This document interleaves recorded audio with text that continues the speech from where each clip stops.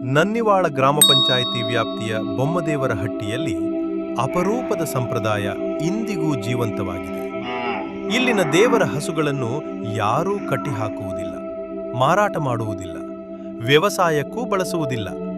ಹಸುಗಳಿಂದ ದೊರಕುವ ಹಾಲು, ತುಪ್ಪ, ಮೊಸರು, ಬೆಣ್ಣೆ, ಮಜ್ಜಿಗೆ ಯಾವುದನ್ನೂ ಮಾರಾಟ ಮಾಡುವ ಪದ್ಧತಿ ಇಲ್ಲ.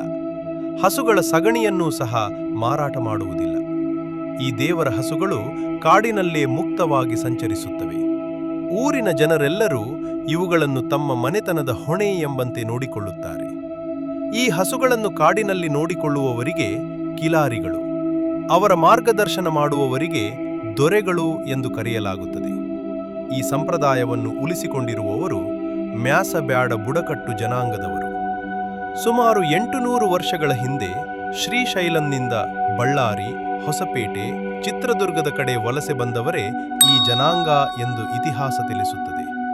ಇಂದಿಗೂ ಬಳ್ಳಾರಿ, ಹೊಸಪೇಟೆ, ಮೊಣಕಾಲ್ಮುರು ಸೇರಿದಂತೆ ಅನೇಕ ಕಾಡು ಪ್ರದೇಶಗಳಲ್ಲಿ ಈ ಜನಾಂಗ ದೇವರ ಹಸುಗಳನ್ನು ರಕ್ಷಿಸುತ್ತಿದೆ. ಈ ಸಂಪ್ರದಾಯದ ಪ್ರಮುಖ ಮಾರ್ಗದರ್ಶಕರು ಜನಾಂಗದ ಹಿರಿಯ ದೈವ ಎಂದು ಗಾದ್ರಿಪಾಲ ನಾಯಕರನ್ನು ಜನ ನೆನೆಯುತ್ತಾರೆ.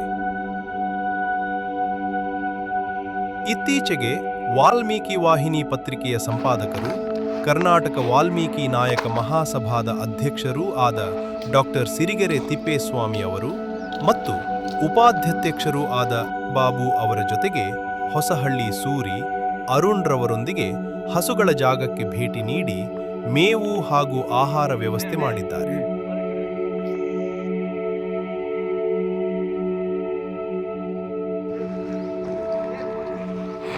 ಎಲ್ಲ ಹಸುಗಳಿಗೆ ಮೇವು ಮತ್ತು ಹಿಂಡಿ, ಬೂಸ, ಹಣ್ಣು ಹಂಪಲುಗಳನ್ನು ವಿತರಿಸಲಾಯಿತು. ಚಿತ್ರರಂಗದ ನಿರ್ದೇಶಕ AR ಸಾಯಿರಾಮ್, ನಟ ಅರ್ಜುನ್ ಪಾಳೆಗಾರ್ ಸೇರಿದಂತೆ ಅನೇಕರ ಸಹಕಾರವು ಈ ಸಂಪ್ರದಾಯಕ್ಕೆ ದೊರಕಿದೆ.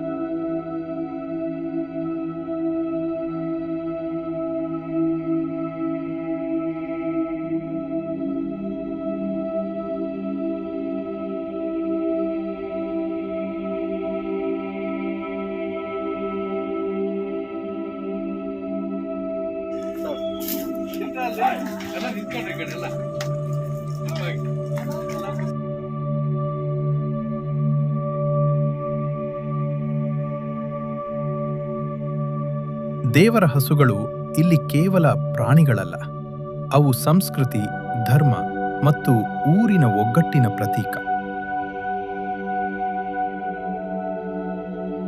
ಇದು AR news channel, action and reaction. ವದಂತಿಯಲ್ಲ, ವಾಸ್ತವ.